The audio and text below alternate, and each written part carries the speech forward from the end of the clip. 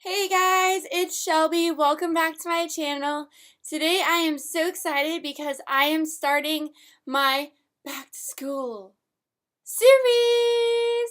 And I am so excited because even though it's school, I am so excited. It's pretty much one of my favorite times of the year because, hello, shopping.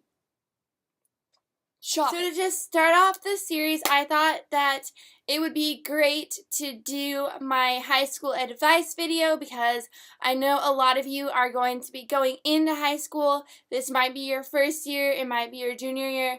Doesn't matter, it all applies to you because I had a very interesting, let's just call it that. I had a very interesting 4 years, and now I'm transitioning and going into college for my first year, and I just want to share my advice with you guys. Little disclaimer before I start, I am not saying that I am an expert and that this will exactly fit what you guys are thinking, but I'm just trying to give you a couple of tips and hopefully it will help.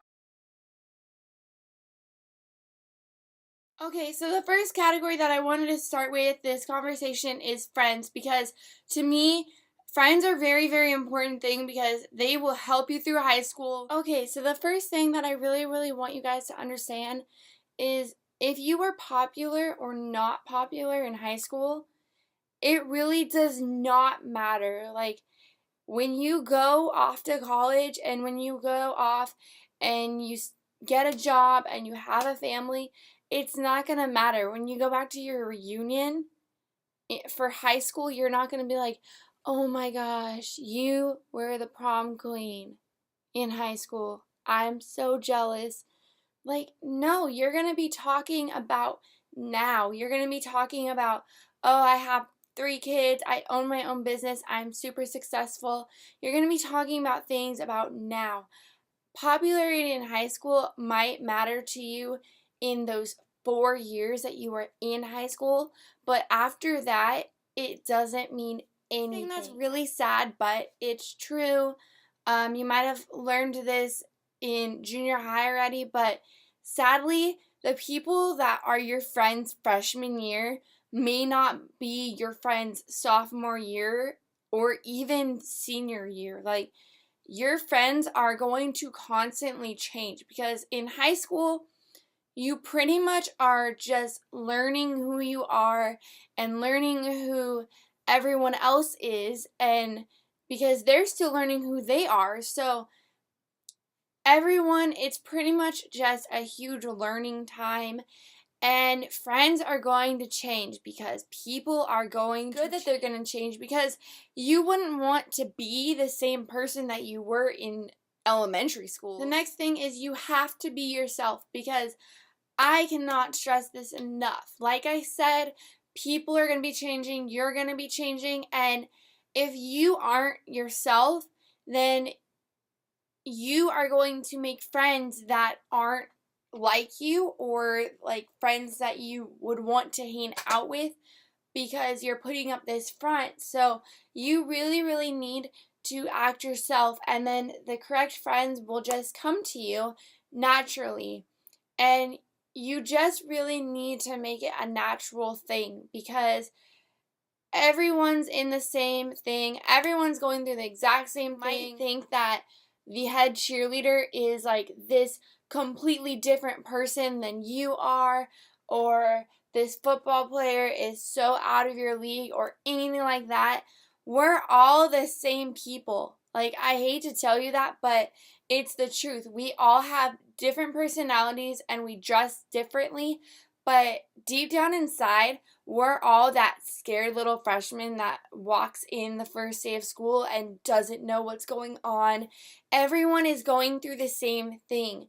So make sure that you really get a chance and open up, and even if you're scared, like, go up and talk to the quote unquote popular kids. Like, they might really actually like you, and to be honest, I really wish that I had done that in my earlier days in high school, because junior and senior year, I finally realized that they are the same people as we are. They might be doing a couple different things differently than you are, but pretty much they're a human.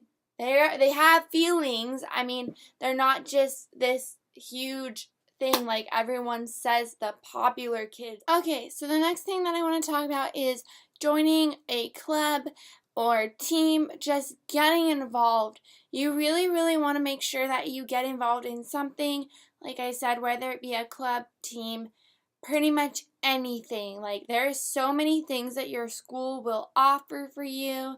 It's so much bigger than your junior high was with their tiny little team. I was on undergrad for 4 years, and it was an amazing time for me. I met so many friends, and actually they ended up being like my second family to me, especially because we were with each other so much. Like, when you're on a team like that, you spend more time pretty much with them than your actual family. And I had also had friends that were in cheer and in leadership and things like that. And even just joining a club, like I was in Key Club, and even though it was only like 10 minutes after school every Tuesday, I met so many friends from there, and it looks great on college applications and resumes, and the more you get involved, the better. Take advantage of your freshman and sophomore years because those are going to be so easy. You're not taking AP classes, you're not worrying about college stuff, you get to take electives. You might be taking like an honors class, but you're not really going to be taking any hard classes. So make sure you really, really take advantage of that time. Secondly, your schedule will get messed up. You will go through lines and you will try to talk to your counselor, and they'll just mess it up again, and then you'll have to go to the office again. And just be prepared because it will get messed up at some point in time. And really, the only thing that you can do is be patient with them. There's so many kids that go to your school. There's only a certain amount of counselors for those amount of kids. So you just have to be patient. Organized as much as you possibly can. I know it can be very, very hard. Freshman and sophomore year, I was not an organized person at all. I thought that I was, and then when I looked at it junior and senior year, I was like, what am I doing? And I changed my whole organization. And something that will really, really help you with organization and time management is your agenda or a planner. And the school will give you a planner to use.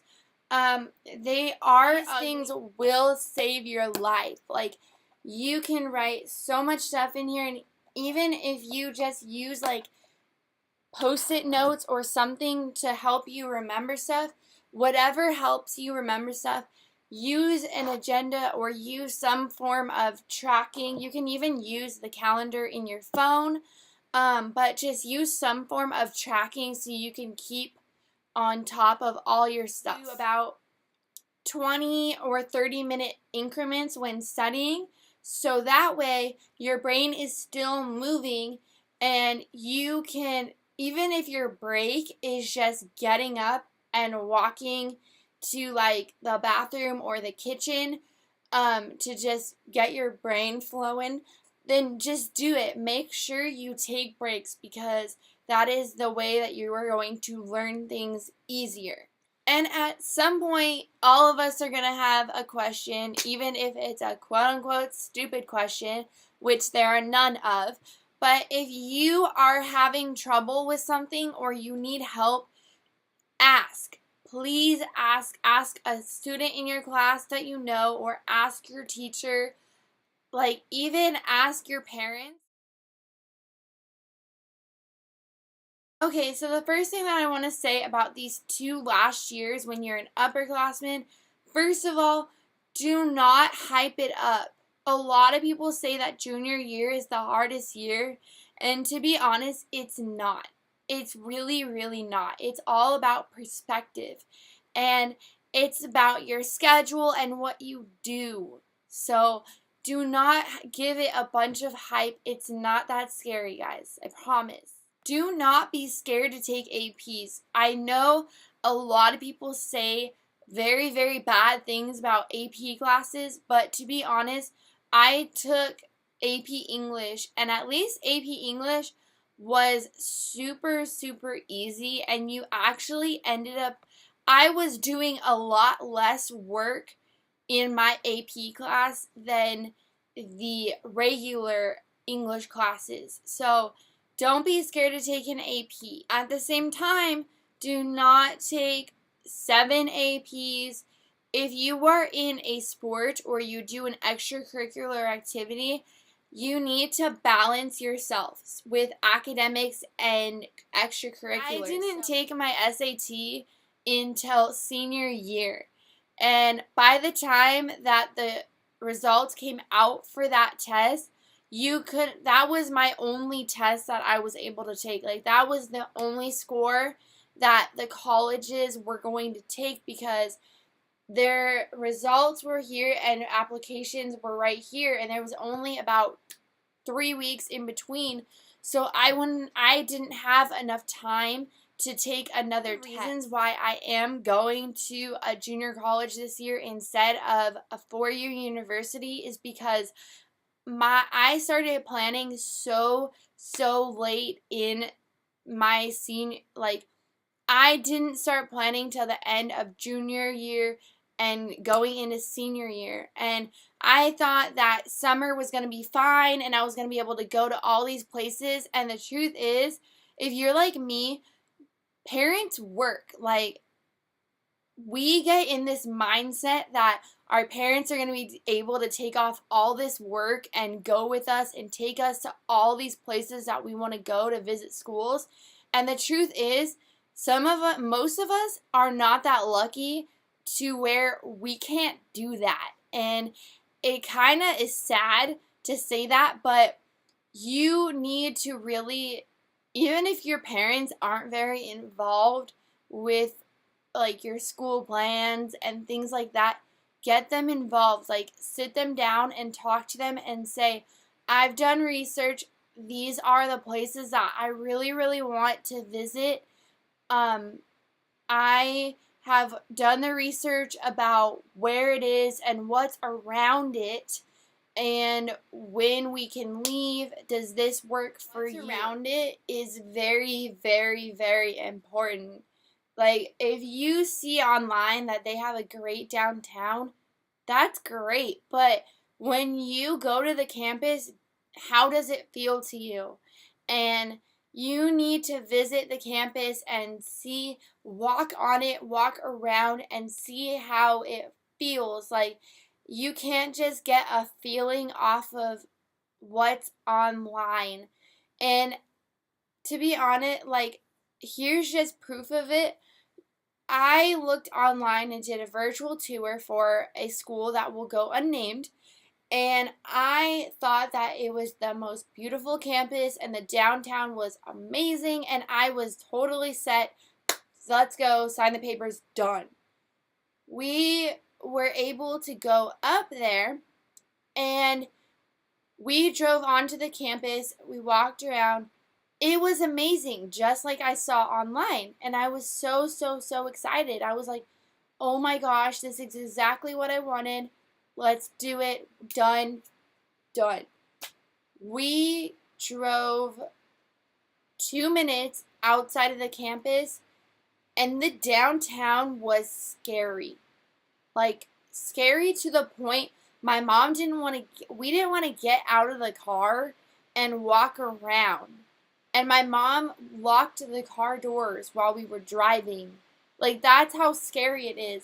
And it was sad because I had fallen in love with the campus and I was so excited. But I don't want to go and live in a place for 4 years where I feel secluded inside the campus and I feel like I can't go downtown and eat something without like getting mugged or jumped. So just really do your research, and that is why you need to go onto the campus and feel it and see the surroundings. So guys, that's the end of this video. I hope that you really got something out of this, even if a couple things didn't really go with what you think. But I hope that you got something out of it, and if you would like me to keep doing these type of videos, leave a thumbs up, and if you have any more questions, feel free to comment them below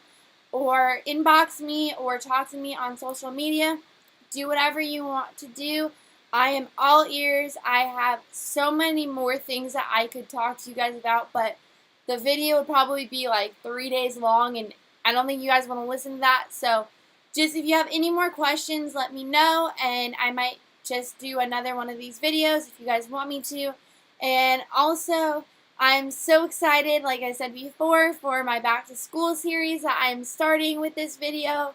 So, yeah, thumbs up if you're excited for my back to school haul. Yeah!